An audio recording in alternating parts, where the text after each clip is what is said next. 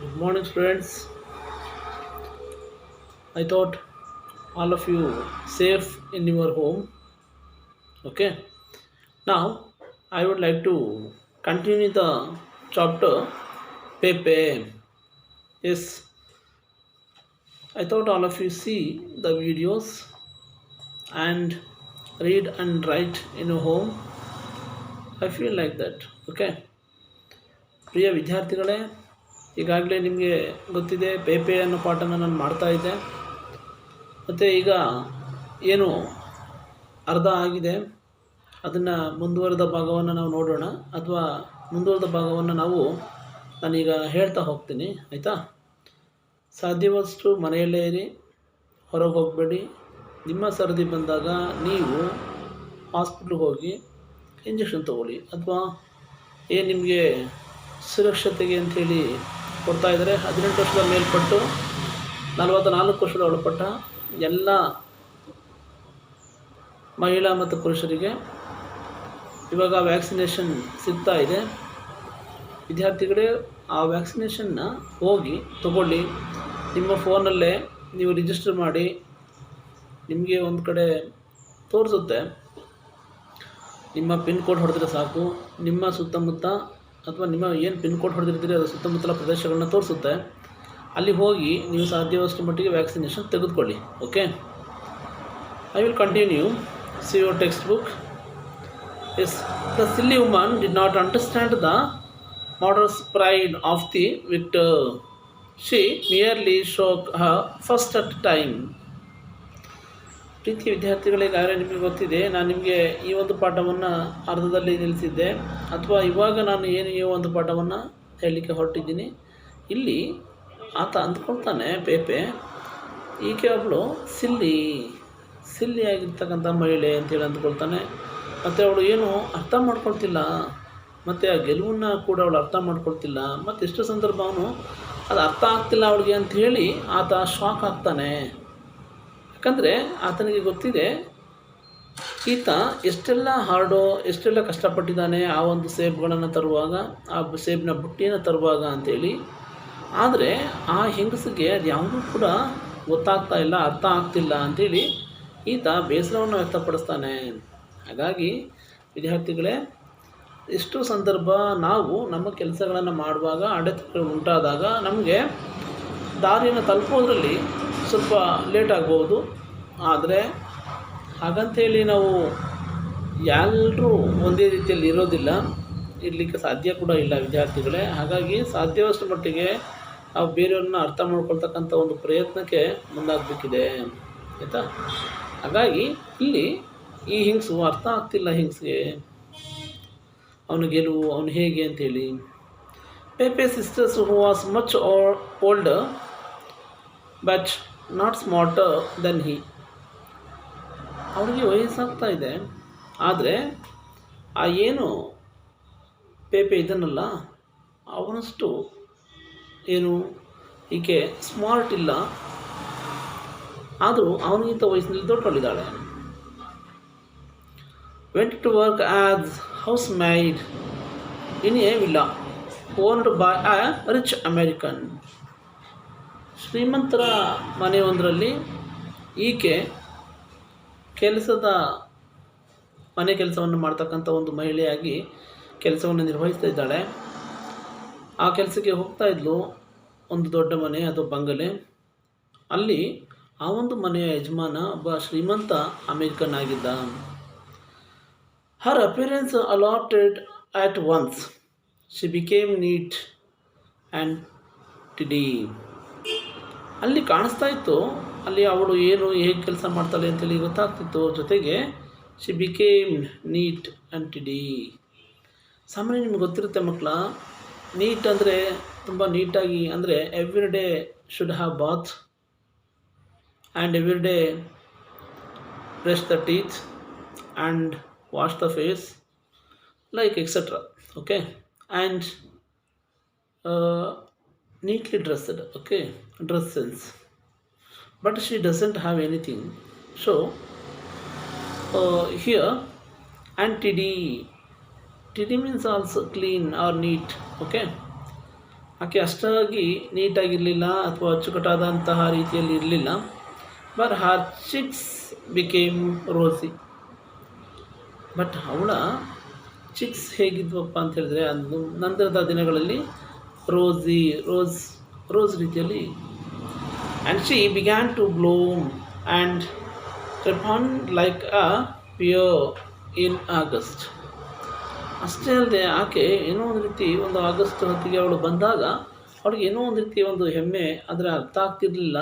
But ಪೇಪೆ ಅವನ ಸಹೋದರಿಯ ವಯಸ್ಸಿಗಿಂತ ದೊಡ್ಡವಳಾಗಿದ್ಲು, ಆದರೆ ಅವನಿಗಿಂತ ಚುರುಕಾದಂತಹ ಒಂದು ಹೆಂಗಸಾಗಿರಲಿಲ್ಲ. ಬಟ್ ಶ್ರೀಮಂತ ಮನೆಯಲ್ಲಿ ಆಕೆ ಕೆಲಸ ಮಾಡ್ತಾಯಿದ್ಲು ಅಂತ ಏನು ಹೇಳಿದೆ. ಆದರೂ ಕೂಡ ಈ ಎಲ್ಲ ರೀತಿಯ ಕೆಲಸಗಳನ್ನು ಆ ಒಡೆತನದ ಅಥವಾ ವಿಲ್ಲದಲ್ಲಿ ಗೃಹಿಣಿಯಾಗಿ ಕೆಲಸವನ್ನು ಮಾಡ್ತಾಯಿದ್ಲು ಅಥವಾ ಕೆಲಸಕ್ಕೆ ಹೋದಳು. ಅವಳ ನೋಟಗಳು ಸಾಮಾನ್ಯ ನಿಮಗೆ ಗೊತ್ತಿರುತ್ತೆ, ಒಮ್ಮೆಗೆ ಬದಲಾಗ್ತಾ ಇತ್ತು. ಅಥವಾ ಅವಳು ಅಚ್ಚುಕಟ್ಟಾಗಿದ್ಲು ಅಂತೇಳಿ ಹೇಳ್ತೀವಿ. ಮತ್ತು ಅವಳ ಕೆನ್ನೆಗಳು ಗುಲಾಬಿ ಆಯಿತು. ಅಂದರೆ ದಿನಗಳು ಕಳೆದಂತೆ ಆಕೆ ಅಚ್ಚುಕಟ್ಟನ್ನು ಕಲ್ತ್ಕೊಳ್ತಾಳೆ ಅಥವಾ ನೀಟನ್ನು ಕಲ್ತ್ಕೊಳ್ತಾಳೆ. ಮತ್ತು ಆಕೆಯ ಕೆನ್ನೆಗಳು ಗುಲಾಬಿ ರೀತಿಯಲ್ಲಿ ಆದವು, ಅಂದರೆ ಅರಳಿದ್ವು ಮತ್ತು ಆ ಒಂದು ಕಲರ್ ಬರಲಿಕ್ಕೆ ಸಾಧ್ಯ ಆಯಿತು ಅಂತೇಳಿ. ಮತ್ತು ಅಷ್ಟೇ ಅಲ್ಲದೆ ಅವಳು ಆಗಸ್ಟ್ನಲ್ಲಿ ಪಿಯಾರ್ನಂತೆ ಅರಳಲು ಮತ್ತು ಹಣ್ಣಾಗಲಿಕ್ಕೆ ಪ್ರಾರಂಭಿಸಿದ್ಲು, ಅಂದರೆ ಸ್ವಲ್ಪ ದಪ್ಪ ಆಗಲಿಕ್ಕೆ ಪ್ರಾರಂಭಿಸಿದ್ಲು. Do you really eat every day? Her brother once asked her. ನೀನು ಪ್ರತಿದಿನ ಊಟ ಮಾಡ್ತೀಯಾ ಅಂಥೇಳಿ, ಅಂದರೆ ನಿಜವಾಗಿಯೂ ಪ್ರತಿದಿನ ನೀನು ತಿಂತೀಯಾ ಅಂಥೇಳಿ ಅವಳ ಬ್ರದರ್ ಅಂದರೆ ಪೇಪೆ ಪ್ರಶ್ನೆ ಮಾಡಿ ಕೇಳ್ದ. Twice and 3 times a day if I wish, she replied proudly. ಭಾಳಷ್ಟು ಹೆಮ್ಮೆಯಿಂದ ಹೇಳ್ಕೊಂಡ್ಲು ಅವಳು ಉತ್ತರವನ್ನು ಪ್ರತಿಕ್ರಿಯಿಸಿದ್ಲು. ಏನಂತಂದರೆ ದಿನಕ್ಕೆ 2 ಮತ್ತು 3 ಬಾರಿ ತಿಂತೀನಿ ಅಂಥೇಳಿ ಆಕೆ ಹೆಮ್ಮೆಯಿಂದ ಹೇಳ್ಕೊಂಡ್ಳು. See you don't wear out your teeth, Pepe advice.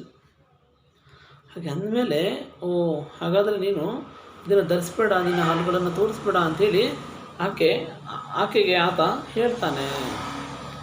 ಸಾಮಾನ್ಯವಾಗಿ ಹೀಗೆ ಹೇಳಿದ ನಂತರದಲ್ಲಿ ಅಲ್ವಾ, ನಿಮಗೆಲ್ಲರಿಗೂ ಗೊತ್ತಿರುತ್ತೆ ವಿದ್ಯಾರ್ಥಿಗಳೇ, ಹೀಗೆ ಹೇಳಿದಂಥ ಒಂದು ಸಂದರ್ಭವನ್ನು ನಾವು ನೆನಪು ಮಾಡ್ಕೊಳ್ತೀವಿ. ಮತ್ತು ಅಷ್ಟೇ ಅಲ್ಲದೆ ನಾವು ಹೀಗೆ ಹೇಳಿದಾಗ ಅವನೇನೋ ಒಂದು ರೀತಿ ಖುಷಿ ಆಗುತ್ತೆ ಅಥವಾ ಸಂತೋಷ ಆಗುತ್ತೆ. ಹೀಗೆ if you master very wealthy he enquired after us ಅಲ್ವಾ. ಅವನು ಕೇಳ್ತಾನೆ, ನಿಮ್ಮ ಯಜಮಾನ ತುಂಬ ಶ್ರೀಮಂತನಾ ಅಂಥೇಳಿ ಪ್ರಶ್ನೆ ಮಾಡಿ ಕೇಳ್ದ. ಮತ್ತು ಆರೋಗ್ಯವಾಗಿದ್ದಾನಾ, ನಿಮ್ಮ ಯಜಮಾನ ತುಂಬ ಆರೋಗ್ಯವಾಗಿದ್ದಾನಾ ಅಂಥೇಳಿ ಕೇಳ್ದ. Oh yes, I believe he is rich man than the king. ಮತ್ತು ಅವಳು ಹೇಳಿದ್ದು, ನಂಬ್ತೀಯ ನೀನು? ನಂಬಬೇಕಾಗುತ್ತೆ, ಯಾಕಂದರೆ ಅವನು ಶ್ರೀಮಂತ. ಎಷ್ಟು ಶ್ರೀಮಂತ? ರಾಜರಿಗಿಂತ ಶ್ರೀಮಂತ. ವಿದ್ಯಾರ್ಥಿಗಳು ನಮಗೆ ಗೊತ್ತಿರುತ್ತೆ, ಶ್ರೀಮಂತರು ಅಂತ ಹೇಳಿದ್ರೆ ಯಾರು ಅಂದರೆ ರಾಜರು ಮಹಾರಾಜರು ಅಂತೇಳಿ ಹೇಳ್ತೀವಿ ಅಲ್ವಾ. ಅವ್ರಿಗಿಂತ ಶ್ರೀಮಂತರು ಯಾರು ಇರಲಿಕ್ಕಿಲ್ಲ ಅಥವಾ ಇರೋದಿಲ್ಲ ಅಂಥೇಳಿ, ಆಯಿತಾ. ಆದರೆ ಇಲ್ಲಿ ನಾವು ನೋಡಿದಂಥ ಒಂದು ಸಂದರ್ಭವನ್ನು, ಶ್ರೀಮಂತ ಅಂತ ಹೇಳಿದ್ರೆ ರಾಜರಿಗಿಂತ ಶ್ರೀಮಂತ. ಯು ಕಾಂಟ್ ಫೂಲ್ ಮೀ, ನೀನು ನನಗೆ ಫೂಲ್ ಮಾಡ್ತಿಲ್ಲ ಅಲ್ವಾ. How many pairs of which treasure has he got? ಎಷ್ಟು ಶ್ರೀಮಂತ ಅಂದರೆ ಎಷ್ಟು ಶ್ರೀಮಂತ? Hard to say 10 more perhaps. Then bring me a pair, not too long in the leg patch, the warmth you can find, said Pepe. ಎಷ್ಟು ಶ್ರೀಮಂತ ಅಂತೇಳಿ ಕೇಳಿದಾಗ ಅವಳು ಹೇಳ್ತಾಳೆ, ಅವನು ರಾಜನಿಗಿಂತನೂ ಶ್ರೀಮಂತ. ನಾನು ನಂಬ್ತೇನೆ. ನೀನು ನನ್ನನ್ನು ಮರಳು ಮಾಡಲು ಸಾಧ್ಯ ಇಲ್ಲ ಅಲ್ವಾ. ಅವನಿಗೆ ಎಷ್ಟು ಜೋಡಿ ಪ್ಯಾಂಟ್ ಸಿಕ್ಕಿವೆ ಅಂಥೇಳಿ ಹೀಗೆ ಈತ ಪ್ರಶ್ನೆಗಳ ಮೇಲೆ ಪ್ರಶ್ನೆಗಳನ್ನು ಕೇಳೋದಕ್ಕೆ ಮುಂದಾಗ್ತಾನೆ. ಆ ಪ್ರಶ್ನೆಗಳನ್ನ ಕೇಳುವಾಗ ಈತ ಏನು ಮುಂದಾಗ್ತಾನೆ ಅಲ್ವಾ. ನೋಡಿ, ಹೀಗೆಲ್ಲ ಮುಂದಾಗ್ತಾನೆ. ಈ ರೀತಿ ಪ್ರಶ್ನೆಗಳನ್ನ ಕೂಡ ಆತ ಕೇಳ್ತಾನೆ. then bring me a pair, not too long in the leg, but the warmth you can find, said Pepe. ನನಗೂ ಕೂಡ ಒಂದು ಜೊತೆ ತರಬಹುದಾ, ಬಟ್ ತುಂಬ ದೊಡ್ಡದೇನು ಬೇಡ, ಬಟ್ ಅಂದರೆ ನೀನು ಫೈಂಡ್ ಔಟ್ ಮಾಡು ಅಥವಾ ಗೊತ್ತು ಮಾಡು, ತೊಗೊಂಡು ಬಾ ಅಂಥೇಳಿ ಪೇಪೆ ಹೇಳ್ದ. What for? Again she asked question to him. ಅವಳು ಕ್ವಶನ್ ಮಾಡಿದ್ಲು. Well, just look at mind. ನನಗೆ ಒಂದು ಜೋಡಿಯನ್ನು ತಂದು ಕೊಡ್ತೀಯಾ ನೀನು? ಅದು ಕಾಲಿಗೆ ತುಂಬ ಉದ್ದವಾಗಿಲ್ಲ, ಆದರೆ ನೀವು ಕಂಡುಕೊಳ್ಳುವಂತಹ ಒಂದು ಬೆಚ್ಚಗಿರ್ತದೆ ಅಂಥೇಳಿ ಪೇಪೆ ಹೇಳ್ದ. ಏನು? ಸರಿ, ನನ್ನದನ್ನು ನೋಡು ಅಂತೇಳಿ ಹೇಳಿ ನೋಡಲು ಹೆಚ್ಚು ಏನು ಇರಲಿಲ್ಲ, ಯಾಕಂದರೆ ಪೇಪೆ ಅವರ ಪ್ಯಾಂಟ್ಗಳಲ್ಲಿ ಸಾಕಷ್ಟು ಏನು ಉಳಿದಿರಲಿಲ್ಲ. ಪಾಪ ಪೇಪೆ ಹತ್ರ ಹೆಚ್ಚು ಬಟ್ಟೆಗಳಿರಲಿಲ್ಲ, ಮತ್ತು ಹರಿದಿರ್ತಕ್ಕಂಥ ಚಿಂದಿ ಬಟ್ಟೆಗಳಿದ್ವು, ಸಾಕಷ್ಟು ಬಟ್ಟೆಗಳು ಅವನ ಹತ್ರ ಉಳಿದಿರಲಿಲ್ಲ.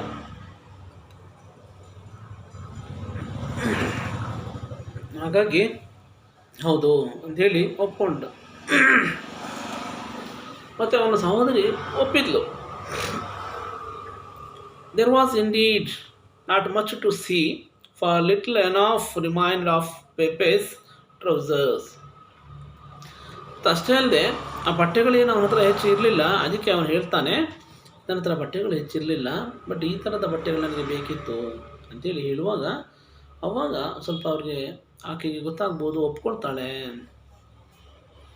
ನಿನಗೆ ನಿಜವಾಗಿಯೂ ಕೂಡ ಕೆಲವು ಬಟ್ಟೆಗಳು ಬೇಕು ಅಂಥೇಳಿ ಪಾಪ ಅವಳ ಮನಸ್ಸಲ್ಲಿ ಅನಿಸುತ್ತೆ. Yes, his sister agree, you really need some clothes. ನಿನಗೆ ಸ್ವಲ್ಪ ಬಟ್ಟೆಗಳು ಬೇಕು ಅಂತೇಳಿ ಹೇಳಿದ್ಲು. But would he think he have stolen them? But ಆದರೆ ಬಟ್ಟೆಗಳು ಬೇಕು, ಆದರೆ ನಾವು ಅವುಗಳನ್ನು ಕದ್ದಿದ್ದೇವೆ ಅಂಥೇಳಿ ಅವನು ಯೋಚಿಸೋದಿಲ್ವೇ ಅಂಥೇಳಿ ಕೂಡ ಕೇಳ್ತಾನೆ. Don't imagine that folk are sillier than we are. Pepe assured her, when you take a little from someone who has a lot, that isn't stealing, it's just sharing. ಅವನು ಹೇಳ್ತಾನೆ, ಇಲ್ಲ ಹಾಗೆ ಏನು ಅನಿಸಲ್ವಾ? ಅಂದರೆ ಜನರಿಗಿಂತ ನಮಗೆ ಇರುವವರು ಕೂಡ ಅಂಥೇಳಿ ನಾವು ಇಮ್ಯಾಜಿನ್ ಮಾಡಿಕೊಂಡ್ರೆ, ಕಲ್ಪನೆ ಮಾಡಿಕೊಂಡಾಗ ನಮಗೆ ಅದು ಅಂದರೆ ಹಿಂಸೆ ಅಂತ ಅನ್ನಿಸ್ಬಾರ್ದು ಅಥವಾ ಗೊತ್ತಾಗಬಾರ್ದು. ಮತ್ತು ಪುನರಾವರ್ತನೆ ಅವಳಿಗೆ ಭರವಸೆ ನೀಡ್ತು. ಮತ್ತು ಅಷ್ಟೇ ಅಲ್ಲದೆ ನೀವು ಬಹಳಷ್ಟು ಹೊಂದಿರುವವರಿಂದ ಸ್ವಲ್ಪ ತೆಗೆದುಕೊಂಡಾಗ ಅದು ಕದಿಯೋದಿಲ್ಲ, ಅದು ಬದಲಿಗೆ ಹಂಚಿಕೊಳ್ತಿದೆ ಅಂಥೇಳಿ ಅನಿಸುತ್ತೆ, ಫೀಲ್ ಆಗುತ್ತೆ ಅಂಥೇಳಿ ಈತ ಹೇಳೋದಕ್ಕೆ ಮುಂದಾಗ್ತಾನೆ. ಯಾಕಂದರೆ ವಿದ್ಯಾರ್ಥಿಗಳೇ, ಸಾಮಾನ್ಯ ನಿಮಗೆ ಗೊತ್ತಿರುತ್ತೆ, ಅಲ್ಲಿ ಏನು ಕದಿಯೋದಿರ್ಬೋದು ಅಥವಾ ಹಂಚಿಕೆ ಮಾಡೋದಿರ್ಬೋದು, ಅದು ಆಗ್ತಾ ಇರಲಿಲ್ಲ, ಆಯಿತಾ? ಹಾಗಾಗಿ ಅಂದರೆ ಹೆಚ್ಚು ಪಠ್ಯಗಳಿದ್ದಾಗ ಅದು ಕದ್ದಂತಾಗೋದಿಲ್ಲ, ಬದಲಿಗೆ ಹಂಚಿಕೆ ಮಾಡಿದಂತಾಗುತ್ತೆ ಅಂಥೇಳಿ ಆತ ಹೇಳ್ತಾನೆ, ಅಂದ್ಕೊಳ್ತಾನೆ. ಹಾಗಾಗಿ ಈಕೆಗೂ ಅನಿಸುತ್ತೆ, ಏನೋ ಇರ್ಬೋದೇನೋ ಅಂಥೇಳಿ ಈಕೆ ಕೂಡ ಹೌದಾ ಅಂಥೇಳಿ ಒಪ್ಕೊಳ್ತಾಳೆ ಪಾಪ ತಂದುಕೊಡ್ಲಿಕ್ಕೆ. ಯಾಕಂದರೆ ಯಾವುದೇ ವ್ಯಕ್ತಿಗೆ ತಮ್ಮ ಅಥವಾ ತಂಗಿಗೆ ಕೆಲವು ಬಟ್ಟೆಗಳು ಬೇಕು ಅಂತೇಳಿ ಅನಿಸಿದಾಗ ಅದನ್ನು ಯಾವುದಾದ್ರೂ ಒಂದು ರೂಪದಲ್ಲಿ ತಂದುಕೊಡ್ಲಿಕ್ಕೆ ಇಷ್ಟಪಡ್ತಾರೆ. ಬಟ್ ಎಲ್ಲರೂ ಕೂಡ ಕದ್ದೆ ಅಂತ ಅಂದ್ಕೊಡೋದಿಲ್ಲ. Okay, you are talking nonsense. ನೀನು ನಾನ್ಸೆನ್ಸ್ನ ರೀತಿಯಲ್ಲಿ ಅಂದರೆ ಅಸಂಬಂಧವಾಗಿ ಮಾತನಾಡ್ತಿದ್ದೀರಿ ಅಂಥೇಳಿ ಹೇಳ್ತಾನೆ. His sister objected, but Pepe soon overcame her scruples, and when she came into the kitchen with a good pair of light grey trousers, which were of course for too large for Pepe, he knew at once how to overcome that difficulty. ಇದು ಸಾಮಾನ್ಯವಾಗಿ, ಆದರೆ ಪೇಪೆ ಶೀಘ್ರದಲ್ಲಿ ತನ್ನ ತೊಂದರೆಗಳನ್ನೆಲ್ಲ ಕೂಡ ನಿವಾರಿಸಿಕೊಂಡು, ಮತ್ತು ಅವಳು ಏನು ಅಡುಗೆ ಮನೆಗೆ ಉತ್ತಮವಾದಂತಹ ಜೋಡಿ ಅಥವಾ ತಿಳಿಬೂದ ಬಣ್ಣದ ಪ್ಯಾಂಟ್ಗಳೊಂದಿಗೆ ಬಂದಾಗ ಆತ ಸಹಜವಾಗಿಯೇ ಪೇಪೆ ತುಂಬ ದೊಡ್ಡದಾಗಿದೆ ಅಂಥೇಳಿ ಕೂಡ ಅಂದ್ಕೊಳ್ತಾನೆ. ಮತ್ತು ಆ ಒಂದು ಟ್ರೌಸರ್ ಎಷ್ಟು ದೊಡ್ಡದಿದ್ರೆ it's too large for Pepe. ಪೇಪೆಗೆ ಅದು ತುಂಬ ದೊಡ್ಡದಾಗ್ತಾ ಇತ್ತು, ಅಥವಾ ತುಂಬ ಏನು ದೊಗಡೆ ಪ್ಯಾಂಟ್ ಅಥವಾ ದೊಗಡೆ ಶರ್ಟ್ ಅಂತ ಹೇಳ್ತೀವಲ್ಲ, ಆ ರೀತಿಯಲ್ಲಿ ತುಂಬ ದೊಡ್ಡದಾದಂತಹ ರೀತಿಯಲ್ಲಿ ಬಟ್ಟೆಗಳು ಇದ್ವು. ಹಾಗಾಗಿ ಪೇಪೆಗೆ ಗೊತ್ತಿತ್ತು once how to overcome that identify difficulty. ತುಂಬ ಕಷ್ಟ ಆಗ್ತದೆ ಅದನ್ನು ಹಾಕೊಳ್ಳೋದಕ್ಕೆ ಅಂತೇಳಿ ಕೂಡ ಅವನು ಅಂದ್ಕೊಳ್ತಾನೆ. ಅದು ತುಂಬ ದೊಡ್ಡದಾಗಿದೆ ಮತ್ತು ಭಾಳಷ್ಟು ವ್ಯತ್ಯಾಸವನ್ನು ಕೂಡ ನಾವು ನೋಡ್ತಾ ಹೋಗ್ತೀವಿ, ಅದು ಈ ರೀತಿಯಲ್ಲಿ ಇದೆ ಅಂಥೇಳಿ ಆತ ಅಂದ್ಕೊಳ್ತಾನೆ. ಹಾಗಾಗಿ ವಿದ್ಯಾರ್ಥಿಗಳೇ, ಸಾಮಾನ್ಯವಾಗಿ ನಾವೇನು ಮಾಡ್ತೀವಿ, ಕೆಲವು ಸಂದರ್ಭ ನಮ್ಮ ಅಳತೆಗೆ ಬಟ್ಟೆಗಳನ್ನ ಸ್ಟಿಚ್ ಮಾಡಿಸ್ತೀವಿ. ಅದು ನಾವು ದಪ್ಪ ಆದರೆ ಬಟ್ಟೆಗಳು ಚಿಕ್ಕದಾಗುತ್ತೆ, ನಾವು ಸಣ್ಣ ಆದರೆ ಬಟ್ಟೆಗಳು ಸ್ವಲ್ಪ ದೊಡ್ಡದಾಗುತ್ತೆ. ಅದೇ ಬೇರೆಯವ್ರ ಬಟ್ಟೆಗಳನ್ನ ನಾವು ಹಾಕೋಬೇಕಾದ್ರೆ ಅವ್ರು ನಮಗಿಂತ ದಪ್ಪ ಸೈಜ್ ಇದ್ದರೆ ಆ ಬಟ್ಟೆಗಳು ನಮಗೆ ದೊಡ್ಡದಾಗುತ್ತೆ, ಅದು ನಮಗಿಂತ ಸಣ್ಣ ಇದ್ದರೆ ಆ ಬಟ್ಟೆಗಳು ಮೋಸ್ಟ್ಲಿ ಅವ್ರಿಗೆ ಸರಿ ಹೋಗ್ತಾವೋ ಅದೇನೋ ಗೊತ್ತಿಲ್ಲ, ಆಯಿತಾ. ಬಟ್ ಹೀಗೆ ಗಿವ್ ಮಿ ಎ ನೈಫ್, ಚಾಕುವನ್ನು ಕೊಡು ಅಂತೇಳಿ ಕೂಡ ಕೇಳ್ದ. He said. Together they quickly converted an American's trouser into a very convenient costume for the boy. ಈ ಅಮೇರಿಕನ್ ಟ್ರೌಸರ್, ಆ ಬಟ್ಟೆ ಏನಿದೆ ಅದು ತುಂಬ ದೊಡ್ಡದಾಗ್ತಾ ಇದೆ, ಹಾಗಾಗಿ ಒಂದು ಚಾಕು ಕೊಡು ಅಥವಾ ಅದನ್ನು ಕಟ್ ಮಾಡಿಬಿಟ್ಟು ನನ್ನ ಅಳತೆಗೆ ಅದನ್ನು ಸರಿ ಮಾಡ್ಕೊಳ್ತೀನಿ ಅಥವಾ ಹೊಲಿಸ್ಕೊಳ್ತೀನಿ ಆ ಹುಡುಗನ ಅಳತೆಗೆ ಅಂತೇಳಿ. The result of effect was A somewhat loose, baggy but not comfortable sack attached to the shoulders by bits of string that could be tied around the neck, with the trouser pockets serving as sleeves. ಮತ್ತು ಅಷ್ಟೇ ಅಲ್ಲದೆ ಈ ಬಟ್ಟೆಗಳು ಹೇಗಿತ್ತಪ್ಪ ಅಂತಂದರೆ, ಏನೋ ಒಂದು ರೀತಿ ಒಂದು ಬಟ್ಟೆ ಅಂದರೆ ತುಂಬ ದೊಡ್ಡದಾಗಿತ್ತು. ಅದು ಹೇಗೆ ಅಂತ ಹೇಳಿದರೆ, ಒಮ್ಮೆಲೆ ಅವನಿಗೆ ತುಂಬ ದೊಡ್ಡದಾದಂತೆ ಕಾಣಿಸ್ತಾ ಇತ್ತು ಮತ್ತು ನನಗೆ ಒಂದು ಆ ಚಾಕುವನ್ನು ಕೊಡು ಅಂಥೇಳಿ ಕೂಡ ಕೇಳ್ತಾನೆ. ಆ ಬಟ್ಟೆಗೆ ಅವರು ಏನು ಅಮೇರಿಕನ್ನರ ಪ್ಯಾಂಟನ್ನು ಹುಡುಗನಿಗೆ ತುಂಬ ಅನುಕೂಲಕರವಾದಂತಹ ವೇಷಭೂಷಣವಾಗಿ ಪರಿವರ್ತಿಸಿದರೆ ಅದು ಮೋಸ್ಟ್ಲಿ ಸಡಿಲ ಆಗುತ್ತೆ. ಅಂದರೆ ಅವರು ಹಾಕಿರ್ತಕ್ಕಂಥ ಬಟ್ಟೆ ತುಂಬ ದೊಡ್ಡದಿದೆ ಅವರ ಬಟ್ಟೆಗಳು, ಅದನ್ನು ಕಟ್ ಮಾಡಿ ನನಗೆ ಬೇಕಾದಂಥ ರೀತಿಯಲ್ಲಿ ಅದನ್ನು ಸ್ಟಿಚ್ ಮಾಡ್ಕೊಳ್ತೀನಿ ಅಂತ ಹೇಳ್ತಕ್ಕಂಥ ಒಂದು ಪ್ರಯತ್ನವನ್ನು ಮಾಡ್ತಾನೆ. ಮತ್ತು ವಿದ್ಯಾರ್ಥಿಗಳೇ, ಆ ಹುಡುಗನಿಗೆ ತುಂಬ ಅನಾನುಕೂಲವಾಗ್ತಾ ಇತ್ತು ಮತ್ತು ಅನುಕೂಲವಾಗ್ತಕ್ಕಂತಹ ರೀತಿಯಲ್ಲಿ ವೇಷಭೂಷಣವಾಗಿ ಪರಿವರ್ತಿಸಿದರು. ಮತ್ತು ಅವರ ಪ್ರಯತ್ನದ ಫಲಿತಾಂಶ ಕೂಡ ಸ್ವಲ್ಪ ಸಡಿಲವಾದಂತಹ ಅಥವಾ ಜೋಲಾಡ್ತಕ್ಕಂತಹ ರೀತಿಯಲ್ಲಿ, ಆದರೆ ಅನಾನುಕೂಲವಲ್ಲದಂತಹ ರೀತಿಯಲ್ಲಿತ್ತು. ಅಂದರೆ ಅದು ಹೇಗಿತ್ತಪ್ಪ ಅಂದರೆ, ಒಂದು ಗೋಣಿ ಚೀಲವನ್ನು ಭುಜಗಳಿಗೆ ಜೋಡಿಸಿದಾಗ ಆ ಕುತ್ತಿಗೆಗೆ ಕಟ್ಬೋದಾದಂಥ ಒಂದು ಸ್ಟ್ರಿಂಗ್ ಇರುತ್ತಲ್ಲ, ಆ ರೀತಿಯಲ್ಲಿ, ಅಂದರೆ ತುಂಬ ದೊಡ್ಡದಾದಂಥ ರೀತಿಯಲ್ಲಿತ್ತು. ಅದನ್ನು ಕಟ್ ಮಾಡಿದರು, ಆದರೂ ಇನ್ನೂ ಸ್ವಲ್ಪ ಅದು ಅಷ್ಟು ಕಂಫರ್ಟ್ ಅನ್ನಿಸ್ತಾ ಇಲ್ಲ ಅವನಿಗೆ. ಆ ರೀತಿಯಲ್ಲಿ ಇದೆ ವಿದ್ಯಾರ್ಥಿಗಳೇ.